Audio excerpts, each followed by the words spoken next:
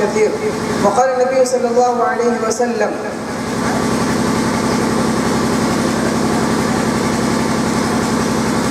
لا تسبوا الدهر. محترم اساتذہ کرام اور دور دراز سے آئے ہوئے گرامی قدر بزرگوں، نوجوانوں، پردہ نشین ماں اور بہنوں،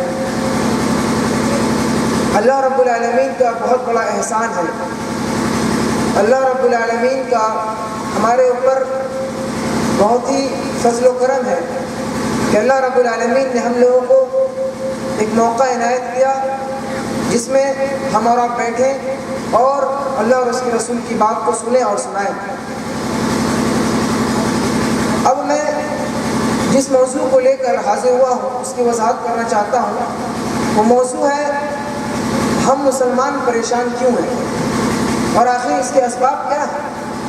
تو غور کیجئے کہ جب کسی قوم پر مصیبت آنے کی جو وجہ ہوتی ہے وہ عام طور پر دو وجہ ہوتی ہیں.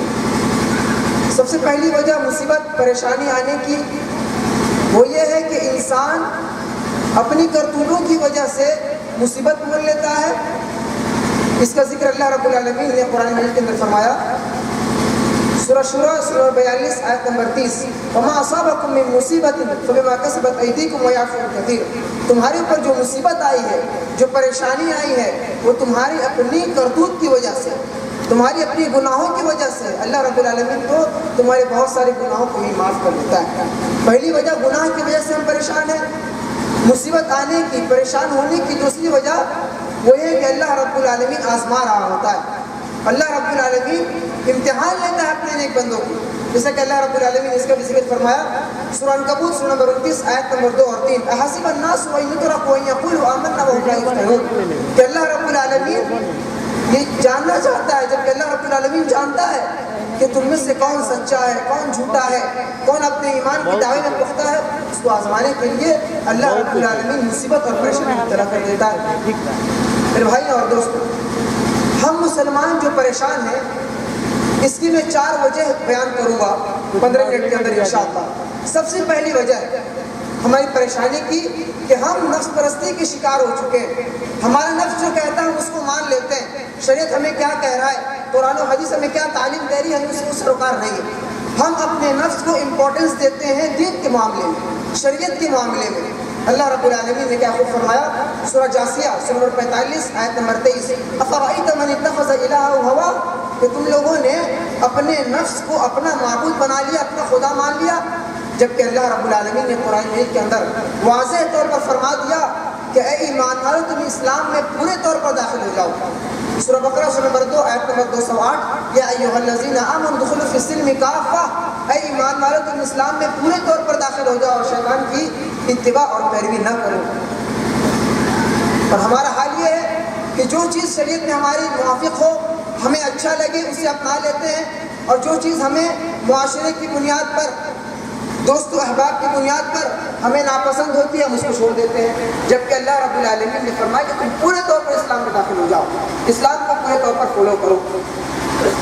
ہم جو گناہ میں پھنسے ہوئے ہیں اس کی سب سے اہم وجہ یہ ہے کہ ہمارا نفس ہمارے ہاتھ میں نہیں ہے، ہمارے کنٹرول میں نہیں ہے. ہمارا نفس شیطان کے ہاتھ میں چلا گیا ہے اور شیطان ہمیں گمراہ کرتے رہتا ہے.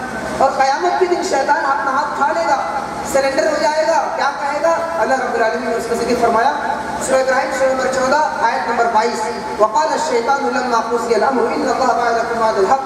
کہ شیطان کہے گا کہ اے میرے وہ لوگوں جس کو میں نے بہکایا، کیا کہے گا کہ اللہ رب العالمین کا وعدہ سچا تھا، جو دین اسلام قرآن و حدیث کی باتیں سچی تھی، لیکن میں نے تمہیں بہکایا، تم بہک گئے، لہٰذا میری کوئی غلطی نہیں ہے، اپنے نفس پر ملامت کرو. اس لیے میرے بھائی اور دوستو، ہمیں اپنے نفس کو شریعت اسلامیہ کے مطابق سنوارنا ہوگا، بنانا ہوگا. اسی طریقے سے ہماری پریشانی کی دوسری وجہ اور اہم وجہ یہ ہے کہ ایمان و عمل میں کمزوری. ہمارے پاس ایمان تو ہے لیکن ایمان میں وہ تاثیر، وہ قوت نہیں ہے جو ہونی چاہیے تھی. وہ تاثیر و قوت کہاں سے آئے گی؟ صحابہ کرام رضوان اللہ علیہم اجمعین جس طرح ایمان لے آئے تھے اس طرح اگر ہم ایمان لے آئے تو یقین ہم کامیاب ہو جائیں گے، ہدایت یافتہ ہو جائیں گے. اللہ رب العالمین نے فرمایا سورہ بقرہ سورہ نمبر 2 آیت نمبر 137 فَإِنْ آمَنُوا بِمِثْلِ مَا آمَنْتُمْ بِهِ فَقَدِ اهْتَدَوْا، اگر تم ایمان لے آؤ اس طرح جس طرح صحابہ کرام ایمان لے آئے تم ہدایت یافتہ ہو جاؤ گے۔ میرے بھائی اور دوستو، ہمارا ایمان کا کیا حال ہے؟ ہمارے پاس ایمان تو ہے لیکن نماز میں دل نہیں لگ رہا ہے، نماز میں پوری اتحاد محسوس ہو رہی ہے۔ ہمارے پاس ایمان تو ہے لیکن روزہ رکھ رہے ہیں تو روزے میں بھی ڈاؤٹ ہو رہا ہے کہ ہمارا روزہ قبول ہو رہا ہے یا نہیں ہو رہا ہے۔ میرے بھائی اور دوستو، اس لیے ایمان کی سخت ضرورت ہے، اور ایمان کے ساتھ ساتھ عمل صالح ضروری ہے، کیونکہ اللہ رب العالمین نے قرآن میں جہاں بھی ایمان کا ذکر کیا ساتھ ہی ساتھ عمل صالح کا بھی ذکر کیا۔ ایمان کے فائدے کیا ہوں گے؟ ایمان ہمارے اندر اگر مضبوطی سے پیوست ہو جائے تو مصیبت اور پریشانی کتنی ہی آئے ہم اس پر اپنے آپ کو کنٹرول کر سکتے ہیں۔ ایمان کی وجہ سے ہم مصیبت کو فیس کر سکتے ہیں، اس کا سامنا کر سکتے ہیں۔ مثال کے طور پر ایک بیمار آدمی اگر اس کو آپ ایک بوریا اٹھانے کے لیے نہیں اٹھا پائے گا، وہ اس کو اٹھا ہی نہیں پائے گا، لے کے گر جائے گا، اس کو سامنا نہیں کر پائے گا۔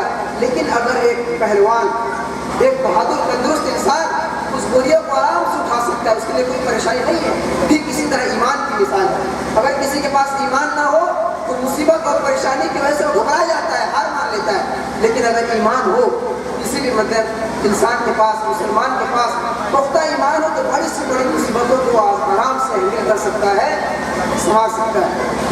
پھر بھائی اور دوستو، ایمان کی وجہ سے اور ہمارے پاس جو سب سے اہم چیز آتی ہے وہ یہ کہ آزمائش اور مصیبت کے وقت اکثر انسان ڈپریشن کا شکار ہو جاتا ہے، اس کے اندر ہیزیٹیشن بڑھ جاتا ہے، اور پھر جب بھی کوئی انسان بات کہے تو باتوں بات میں غصہ ہو جاتا ہے۔ اور جب انسان کے پاس ایمان ہوگا تو ایمان والا انسان کے بھی غصہ نہیں ہوتا، کیونکہ وہ جانتا ہے کہ اللہ کے نبی صلی اللہ علیہ وسلم، اللہ رب العالمین نے ہمیں حکم دیا ہے کہ غصہ نہ کرو۔ کیوں؟ اللہ کے نبی صلی اللہ علیہ وسلم نے کیا فرمایا؟ غور کیجیے، صحیح بخاری کتاب الادب باب الحذر من الغضب حدیث نمبر 6114، ليس الشديد بالسرعة انما الشديد الذي يملك نفسه عند الغضب، کہ پہلوان وہ نہیں ہے جو اکھاڑے میں دوسرے پہلوان کو چت کر دے، بلکہ اصل پہلوان تو وہ ہے جو اپنے غصے کو کنٹرول کرے۔ معلوم کیا ہوا؟ غصے کو کنٹرول ہم کب کریں گے؟ مصیبت کے وقت غصہ آئے گی اور پھر ہمارے پاس ایمان ہوگا تو غصے کو ہم کنٹرول کر سکتے ہیں۔ میرے بھائی اور دوست، اسی طرح ایمان کا ایک اہم فائدہ یہ ہوتا ہے کہ مصیبت اور پریشانی آنے کی وجہ سے ہمارے ذہن میں یہ سوچ بیٹھتا ہے کہ ہم سوسائڈ کر لیں گے، اب ہمیں نہیں جینا، ہم پریشان سے بہت ہی پریشان ہو چکے ہیں، مصیبت سے بہت ہی پریشان ہو چکے ہیں، لہٰذا انسان سوچتا ہے کہ میں سوسائڈ کروں گا۔ لیکن اگر ایمان مضبوط ہو تو وہ کبھی سوسائڈ نہیں کرے گا، کیونکہ اللہ رب العالمین نے سوسائڈ کرنے سے منع کیا۔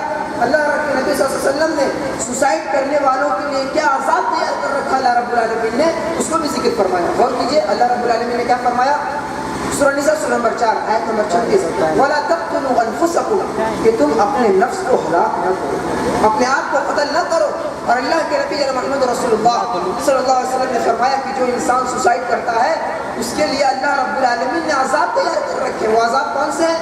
ایک حدیث کی روشنی میں دیکھتے ہیں، صحیح بخاری کتاب الطب کتاب نمبر 76 باب نمبر 56 حدیث نمبر 5778، من تردى من جبل فقتل نفسه فهو في النار يتردى فيه خالدا مخلدا فيه ابدا، کہ جو شخص پہاڑ سے کود کر کے اپنے آپ کو ہلاک کرے، میرے بھائی اور دوستوں، قیامت کے دن اللہ رب العالمین جہنم میں اس کو پہاڑ سے کوداتے رہے گا، وہ پہاڑ سے کودتا رہے گا اور مرتا رہے گا۔ ومن تحسى سما فقتل نفسه فسمه في يده يتحساه في نار جهنم خالدا مخلدا فيها ابدا، جو زہر پی کر کے مرا ہوگا، سوسائڈ کیا ہوگا، قیامت کے دن وہ زہر پیتا رہے گا اور اپنے آپ کو ہلاک کرتا رہے گا۔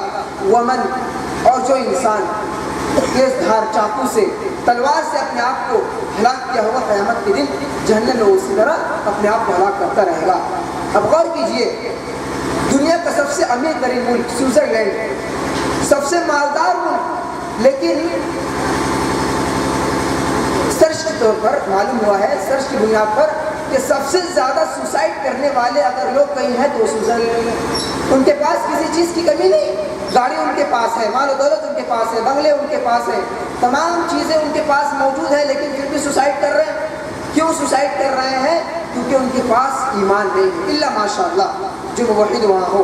ایمان نہ ہونے کی بنیاد پر تمام چیزیں ہونے کے باوجود وہ سوسائڈ کر رہے ہیں، لیکن اگر ایک ایمان والا اس کے پاس کچھ بھی نہیں ہے، مال و دولت اس کے پاس نہیں ہے، لیکن وہ سوسائڈ نہیں کرے گا، یہ بھی ایک ایمان کا فائدہ ہے۔ میرے بھائی اور دوستو، اسی طریقے سے ہم مسلمانوں کے اوپر جو پریشانی اور مصیبت ہے، اس کی تیسری اور اہم وجہ یہ ہے کہ ہم نے قرآن کریم کو چھوڑ دیا ہے۔ قرآن کریم کا ہم مطالعہ نہیں کر رہے ہیں، اس کو پڑھ تو رہے ہیں لیکن سمجھ نہیں رہے ہیں، سمجھ بھی رہے ہیں تو اس کو سمجھا نہیں رہے ہیں۔ جبکہ اللہ کے نبی جناب محمد رسول اللہ صلی اللہ علیہ وسلم قرآن نہ پڑھنے والوں کے لیے اللہ رب العالمین کے دربار میں مقدمہ پیش کریں گے، کیس کر دیں گے۔ اللہ رب العالمین نے اس ذکر فرمایا سورہ فرقان سورہ نمبر 25 آیت نمبر 30، وقال الرسول یا ربی ان قوم اتخذوا هذا القرآن مہجورا، اے میرے رب میرے امت کے لوگ ہیں، یہ میرے قوم والے ہیں جنہوں نے قرآن کریم کو چھوڑ دیا تھا، اس کو پڑھا نہیں کرتے تھے۔ میرے بھائی اور دوستو، اللہ کے نبی صلی اللہ علیہ وسلم نے فرمایا اسی قرآن کی وجہ سے، اسی کتاب کی وجہ سے اللہ رب العالمین بہت ساری قوموں کو بلندی عطا کرتا ہے، سرخروئی عطا کرتا ہے، اور اسی کتاب کے چھوڑ دینے کی وجہ سے، نہ پڑھنے کی وجہ سے اللہ رب العالمین بہت ساری قوموں کو ذلیل و رسوا کرتا ہے۔ اللہ کے نبی صلی اللہ علیہ وسلم نے کیا فرمایا؟ صحیح مسلم